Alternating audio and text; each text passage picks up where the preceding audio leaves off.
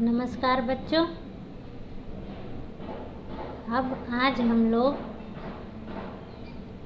पाठ 9 चांद का कुर्ता पढ़ेंगे। इसके पहले हम लोग पाठ 8 का रिवीजन कर लिए थे। क्वेश्चन आंसर MCQ फिलअप सारा कर लिए थे।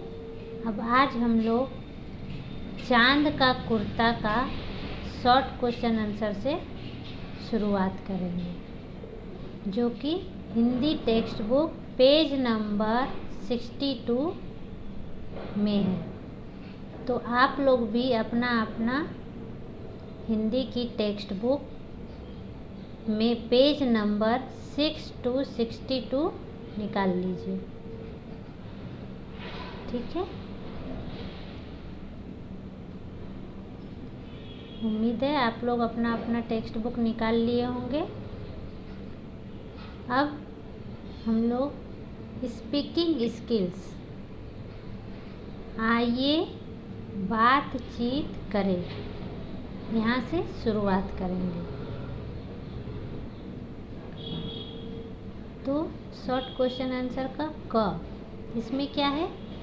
चांद ने अपनी माँ से क्या जिद की? चांद ने अपनी माँ से क्या जिद की? तो इसका आंसर आप लोग बताइए। पहले बिना देखे खुद से बोलने का कोशिश करना है। चांद ने अपनी माँ से क्या जिद की? तो इसका उत्तर होगा, चांद ने अपनी माँ से झिंगोला सिलवाने की जिद की। किस चीज़ का जिद किया? झिंगोला सिलवाने। झिंगोला का अर्थ क्या होता है? कुर्ता। ठीक है, तो इसका उत्तर होगा, चांद ने अपनी माँ से झिंगोला सिलवाने की जिद की।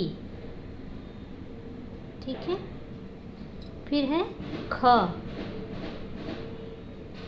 चांद किस तरह यात्रा पूरी करता है? चांद किस तरह यात्रा पूरी करता है? अब बताइए इसका उत्तर। जिसे याद है वो अपने मन में इसका उत्तर बोले, ताकि पता हो कि आपको कितना याद है। ठीक है, तो इसका उत्तर होगा, चांद सर्दियों में ठिठुर कर यात्रा पूरी करता है। इसका उत्तर होगा, चांद सर्दियों में ठिठुर कर यात्रा पूरी करता है। ठीक है, अब है प्रश्न ग, कविता को याद कीजिए और कक्षा में सस्वर वाचन कीजिए। तो इस कविता को याद करना है और कक्षा में सुस्वर में सुनाना है, मीन्स अच्छी बोल में सुनाना है। तो उम्मीद है आप लोग ये कविता अब तक याद कर लिए होंगे। ठीक है, अब आगे है राइटिंग स्किल, लिखने का प्रैक्टिस करना है। अब लिखा जाए, इसमें पहला क्या है? सही उत्तर के सामने सही का निशान लगाइए।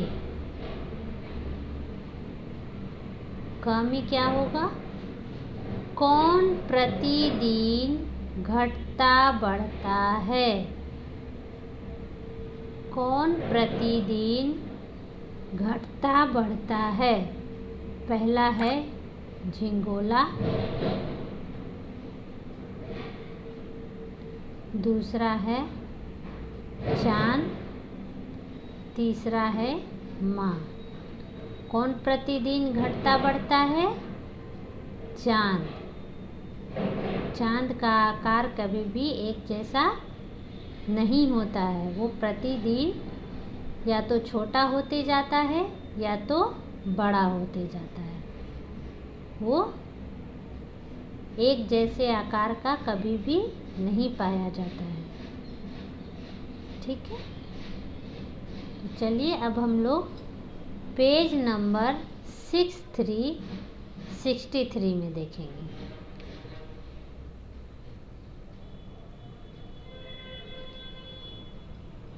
पेज नंबर 63 में देखिए।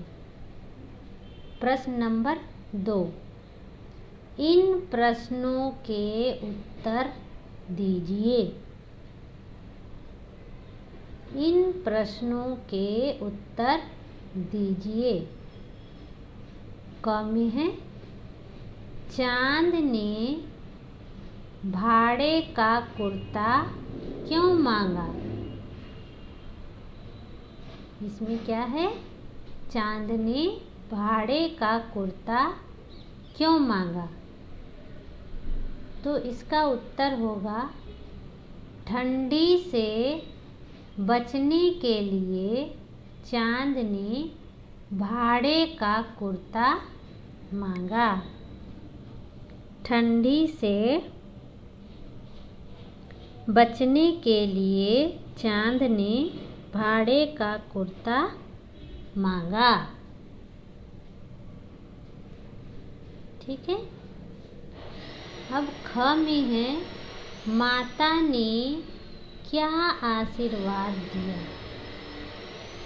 माता ने क्या आशीर्वाद दिया? चलिए बोलिए इसका उत्तर।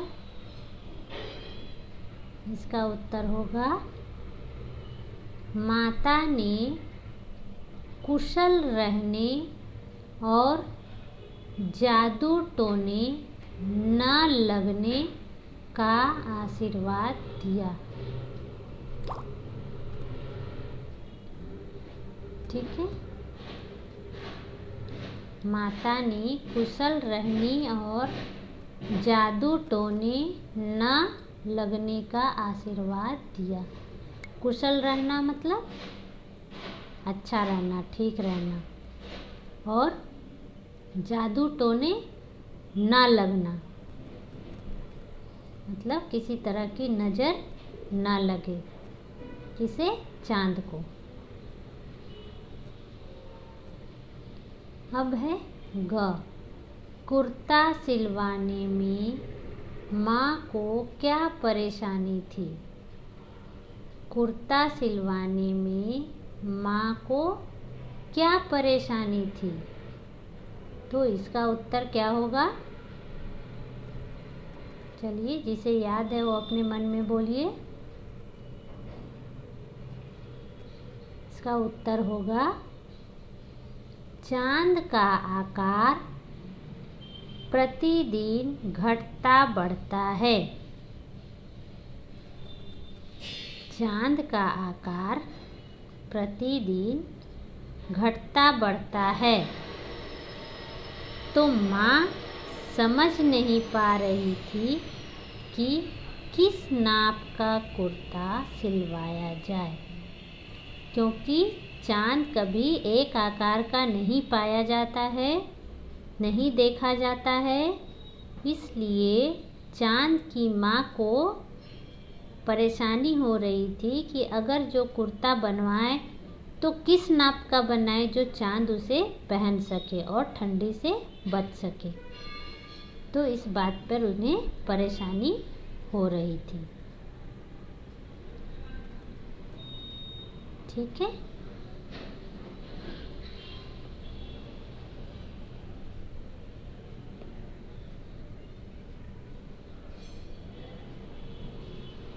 अब देखिए यहाँ ये उसकी माँ और चांद दोनों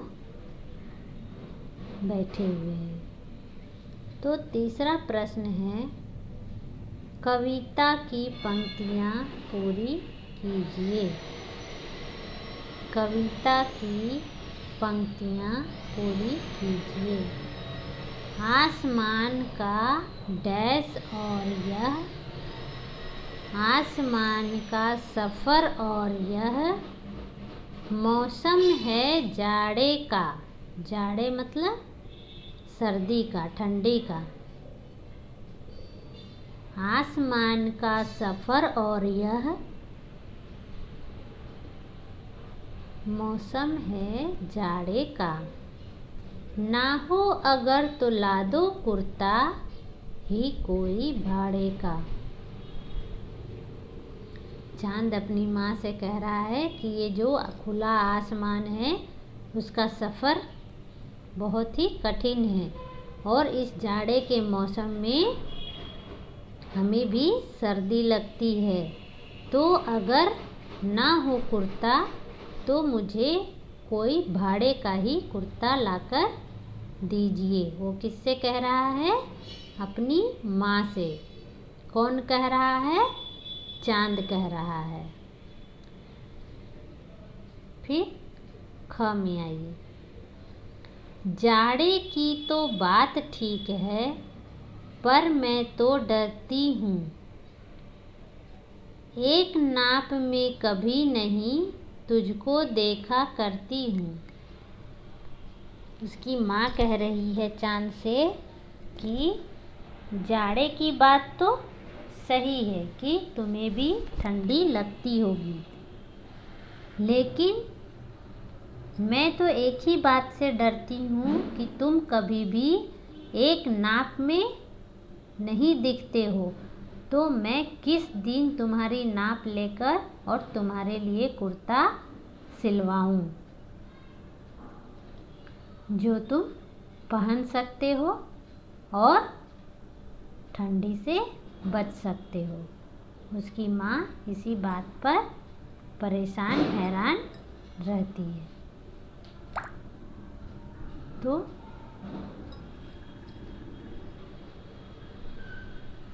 अब आप लोग ये जो कविता है इसे अच्छी तरह से याद करेंगे और 4 बार 5 बार बोल बोल कर बोलने का प्रयास करेंगे ताकि जब स्कूल खुले तो आप कक्षा में अच्छी तरह स्वर सहित सुना सकें। ठीक है? ठीक है बच्चों, नमस्कार, धन्यवाद।